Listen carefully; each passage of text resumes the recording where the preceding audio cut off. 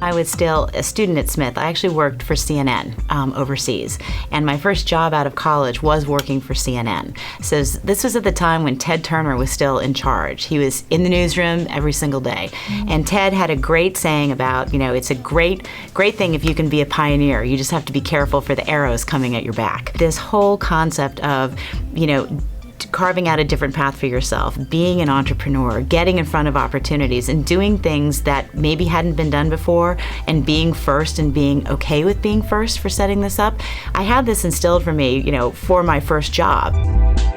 I didn't make traditional career choices. I studied government and sociology.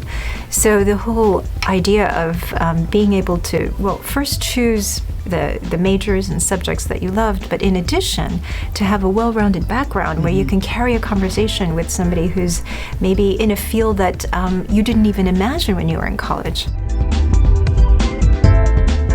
In China, it's fantastic because everyone's equal.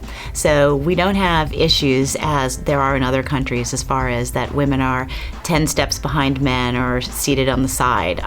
Everyone's equal. It is a very challenging environment because of the economy, because of politics. Right now China is full throttle. The government recently changed.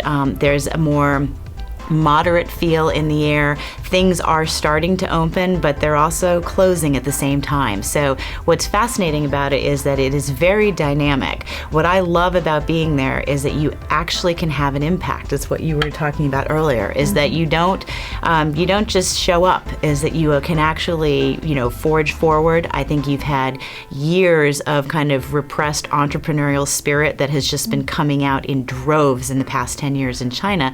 But to be able to not only see that happen, but be a part of it, it is very accessible right now. I don't know if this will still be the mood in 5 years, but it's a fascinating time to be there. And in many ways, I do think that mainland China for women offers, in fact, more opportunities because even at senior level management, you can sit at the table. Whereas, I always thought that one of the reasons I chose not to live in Seoul and chose Hong Kong instead when I moved back to Asia was because just inherent in the language of Korean language with all the different levels of honorific. As a woman, and because of your age, if you're young, you're already speaking to someone who is supposed to be your equal with an honorific that signifies that they're more powerful than you are. So there are lots of, I think, cultural,